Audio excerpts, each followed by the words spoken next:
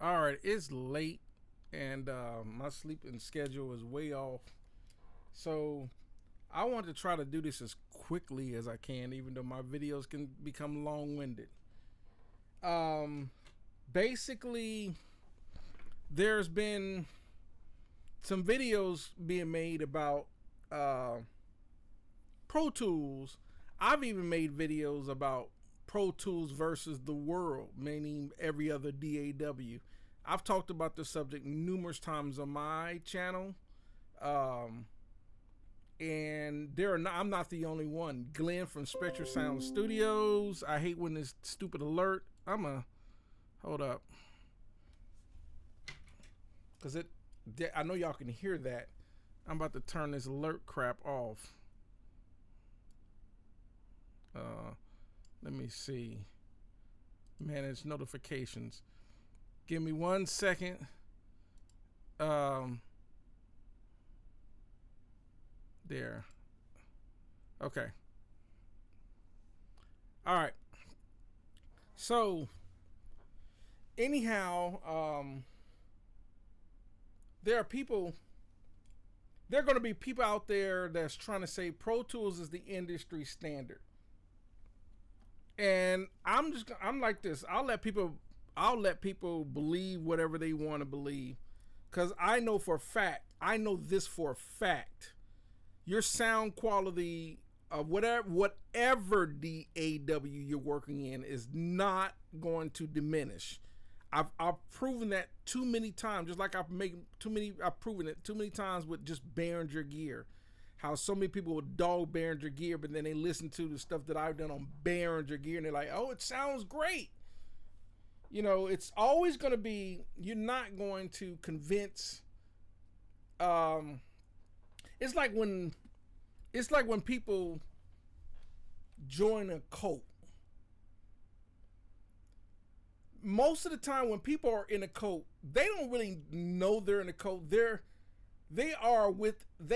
develop, or they've come into a mindset of beliefs. And what they believe is what they believe, and you can't convince them or change. That's why they say it's hard to get people out of a cult, because they don't think they're in a cult. They think they're with people that believe that and have the same value and belief that they do. So what makes these cults so dangerous is when it leads to harming other people or themselves. It becomes in a control situation. So my thought process is on this when it comes to DAWs. For the most part, it really does not matter if you're working in Ableton Live, if you're working in Reaper, Harrison Mixbus, Mixcraft 10, Reason Studio, Cakewalk, Studio One, Logic Pro, whatever DAW that you're working in.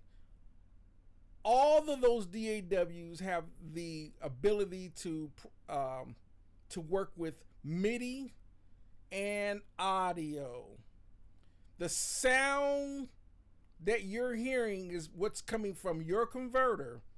So if you are working with a Lynx Aurora, or you're working with an Antelope, like I am, the Antelope Orion, or if you're working with a RME, or you're working with an M Audio or an Apollo, or whatever interface, Mark of the Unicorn, like I have some Motus, whatever audio interface and whatever DAW and whatever sorts of plugins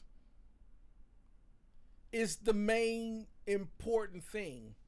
Whether you choose to work in Pro Tools, Studio One, Cakewalk, Reaper, whatever, as long as you know what you're doing, it's going to come out sounding good. No one's ever, if you do a piece of music and you upload your music and it's done right and it sounds you do it professionally, no one's ever going to sit there and say, oh, I like that track because it was done in Pro Tools.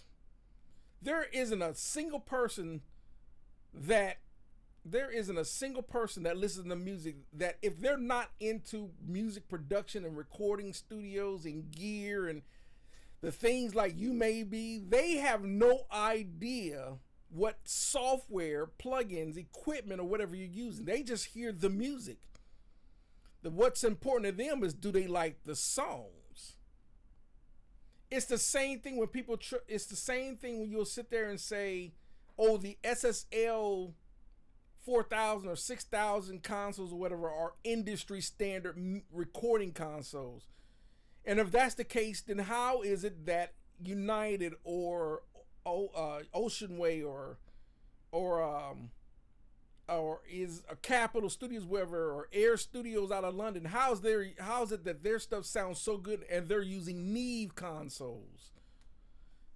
So that's a load of crap from people that sit there and try to say one thing is an industry standard. That's like trying to say only one compressor is an industry standard compressor. And that's absolutely false. People have convinced themselves that solely certain pieces of gear are industry standard. And that's absolutely false. You can hear of people that's doing amazing stuff in, like, on an API console or a Trident console. I know I do amazing stuff on my Allen and Heath here. So that's a BS when people start trying to say Pro Tools. They're trying to say that you need to go with Pro Tools because Pro Tools is the top of the line, and that is absolutely false. If you have a DAW and you can do all your editing in it, I don't care if it's Studio One, it doesn't matter if it's Cakewalk, it doesn't matter if it's Reaper, Pro Tools, it doesn't matter. If you can edit and you can cut, slice, add, do whatever you need to do as far as edit, they all can multi-track. They all can do multiple audio. They can do multiple MIDI. And a lot of those programs come with even loops and samples, and they also come with MIDI instruments. They come with virtual instruments in those programs. So if you can do a full-fledged production, one of the programs that's an in-the-box full-fledged production software is Reason Studio. It has every instrument. It has the sequencer. It has everything you need to do everything within that software. Same thing with Ableton Live. Same thing with FL Studio. So it is, these people are trying to sit there and say that you know, Pro Tools being an industry standard. You know, it's like, even if you went back, let's say I go to the 90s, where they were still using a large format console, a 2-inch tape machine, and outboard gear. There's no Pro Tools even in the picture. There have been millions of records made that way. So how is Pro Tools all of a sudden, because everyone started using DAWs? Simply because every commercial studio or recording school decided to use Pro Tools. The Pro Tools, when it was DigiDesign, sold that to all of those commercial studios and all that. But there are people that can do everything you need to do, even in Cubase. And all these other DAWs that they got coming out. Luna. There's so many DAWs that can do the exact same thing. So people are going to continue to make this argument. And it's the same thing with, it's kind of like what Barry Johns was saying in his videos, like what Bolo, the producer, was saying in his video. It was the same thing with that Glenn had said from Spectre Sound Studios in his videos years ago when he was comparing Pro Tools to Reaper and everything else, and how the Pro Tool boys are trying to defend it because they bought into it. So they're going to defend it. And now no one is saying you can't do everything you need to do in Pro Tools. None of these YouTubers, same thing what I'm saying. None of us saying that you can't do, if you decide to use Pro Tools, use Pro Tools. But if you decide if you want to use another DAW like Reaper or Logic Pro or Studio One, use those. As long as you know what you're doing, you know how to record, you know how to mix and everything else. You know how to use plugins in them, and you know how to do everything you need to do, or you're going to use outboard gear. And no one is ever going to listen to a record and sit there and say, oh, no, this wasn't done on an... You didn't use Pro Tools. You didn't use an SSL console. You didn't use a Newman U87 microphone for vocals. You didn't, whatever. No one's going to ever do it. No one knows to even do that. So they're going to be Pro Tools. It's the Pro Tools fan. It's like when people go out there and they're still trying to push Pro Tools. And Pro Tools is the ones that's losing out. A lot of these people are getting paid by Pro Tools to try to push the narrative. That's how I look at it. You know, other than that, why would you defend Pro Tools and make videos about Pro Tools unless you're getting paid by Pro Tools? Because Pro Tools are losing customers. They killed themselves when they starting getting greedy with subscriptions and all that. It's like if you buy the program, but you're going to still make you paying and paying and paying and paying. And if you don't pay for the subscription, a lot of times they'll cut you off. All of a sudden your Pro Tools won't work because you're not paying their yearly subscriptions and things like that. So I don't know anyone that can't do everything in any other DAW. Like Harrison Mixbus or Studio One or Logic Pro. So I had to make my 2 cents on that, and the Pro Tools people are going to probably, they're going to say what they're going to say. But you can use any DAW out there. There's no more such thing as Pro Tools being the industry standard. In other words, industry, because the industry is not even industry anymore. The industry used to be an artist, record contract, record deal, sign with a label, get an advance, get tour support, get on the radio, go make music videos. And if your stuff starts charting on Billboard and you're getting RIAA awards such as Gold or Platinum awards and Grammys and all that, and you can go do red carpet and get tickets to the Grammys and paparazzi's taking your picture on the red carpet and that kind of thing, and you're living in this nice big mansion and you're touring and you're selling out shows and you're doing video and magazines, and that used to be the industry standard. Not anymore. The industry itself is going broke because people stopped paying for music because record labels were greedy with their record contracts, giving artists only 2 or 3, 4 points or 10, 3, 4, 5% of the copyright sales, in other words, we're taking 80% of all the money on mechanical, hard selling goods like CDs and cassettes, and we're going to take 80% of the sale. You're only going to get a small percentage, and you still got to pay your manager, your lawyer, you got to pay all this and still pay the advance back. And then they're going to recoup everything else, like how much food were you eating and what, and all how you were traveling and all these things they're going to recoup, making artists broke. And artists had to tour to pay back labels. And then they had to pay back the label the tour support because it's expensive to tour. That's how the music industry started getting jacked. And then all these people came up with programs like Napster. And they can pirate, and they can, and all this stuff, they can steal, whatever. And now music isn't worth anything buying anymore. So people start buying music, which pretty much killed labels. So they start coming up with everything else, like 360 deals.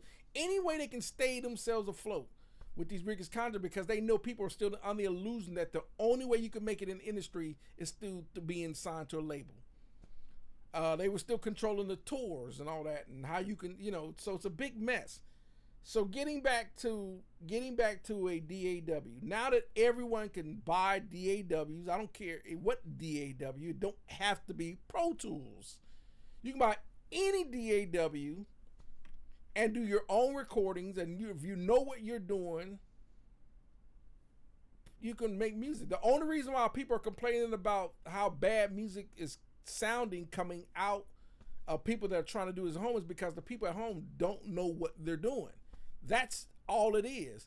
So it's like someone that when they're working in their DAW, they don't know that, oh, I still got to set up buses and auxiliaries, and I still got to use the compressor and the compressor plugins right, and the EQ plugins right, and I still got to set up how the reverbs and how to set up the decay and delay and pre-delay and all that in a reverb.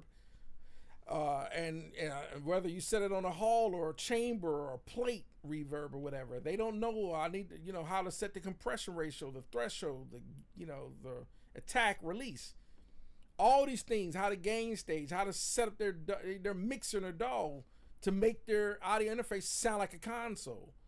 They don't know to do that, so that's why their mixes aren't coming out. Then they may not be in the right, they might be doing things wrong with their monitors or whatever, might not be in the right place. The room might not be set up right or whatever. There's a lot of factors to why, and then on top of that, there are a lot of people that just are not very good musicians and know how to make really good songs. Some people are just putting anything out there and the songs aren't even good.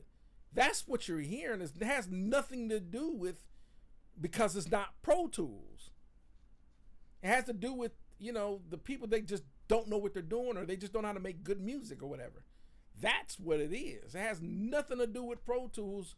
If you did it in Pro Tools, you did it in Cakewalk, you did it in Reaper, you did it in Harrison Mixbus or whatever, you did it in whatever did, Ableton Live. It really don't matter today. So people need to quit trying to say something's an industry standard. The industry standard was what used to be the industry standard. It has nothing to do with Pro Tools. What used to be the industry standard was a commercial recording studio with an experienced engineer, like some assistant engineers, maybe some interns fresh out of audio engineering school, going to get the coffee or whatever, wrapping cables or whatever. Going to a commercial studio where they were working on an SSL or Neve or an API or Trident console or Helios or an MCI console. You were recording to 2-inch tape, and then they were recording onto a bunch of outboard gear, LA2As, distressors, 1176s or whatever. They were using Pultec EQs and GML EQs and things like that. That was the industry standard. They were using Neve 1073 preamps with U67 tube microphones or whatever, or 47 FETs or whatever. That was the industry standard, not the software. People just think, where every studio, when they really had to stop using tape, when everyone started merging to doing more things on their Mac or PCs, a lot of people, these commercial studios, started buying Pro Tools hard audio interfaces, AD to DA converters, and they start using Pro Tools as that was the one, because the way Digidesign sold it, this Pro Tools can do these tools, so everyone did it. And the thing is, if you went from one studio to another studio, if they had Pro Tools and this studio Pro Tools, it was just easier to take all your session files from one studio to another if need be. That's how they're trying to say that's why it's an industry standard. But the thing is, if you record in Pro Tools and you sit there and bring me all your WAV files, your audio files, I can load them up into Cakewalk and hear them. I can load them up into Studio One and hear them. But if you're going to use Pro Tools formatted type of files or whatever, of course you're going to have to work in Pro Tools. But a lot of people don't know, if you do a session, you can transfer and export those files as WAV files. So if you did a kick, snare, hi-hat, room, vocals, guitar, bass, keys, all those can be exported as WAV files or even MP3 files. Export them onto a thumb drive or whatever, through WeTransfer or whatever. You can transfer those files, and I can upload those files into Studio One and hear them, and I will hear them perfectly fine. And if you export them properly, when I select them all and I load them in Studio One, they will load into the exact same track count. So if you had a kick on channel 1, it will load the kick on channel 1 in Studio One. Or if I work in, whatever DAW, if If I'm working cakewalk, if you put the snare on channel 2, it's going to load in channel 2. And it's going to line up, the timing, everything. So I can hit play and I'll be able to hear it. The only thing I always tell you is take all of your plugins off, because not everyone has the same plugins. That's it. So this thing about Pro Tools and these people that are so Pro Tools, it's almost like a lost cause that we still have to make videos like this. I'm like this, and I'll end on this note. If your DAW can do all the editing that you needed to do, you're good. If you can do everything you need to do to edit like you want in, for example, Cubase, you're good to go. You don't have to get Pro Tools, which means you don't have to worry about getting an iLok, because Cubase doesn't require iLok. Studio One doesn't require iLok, but Pro Tools does. Anyhow, that's it for this video. Y'all have a great one.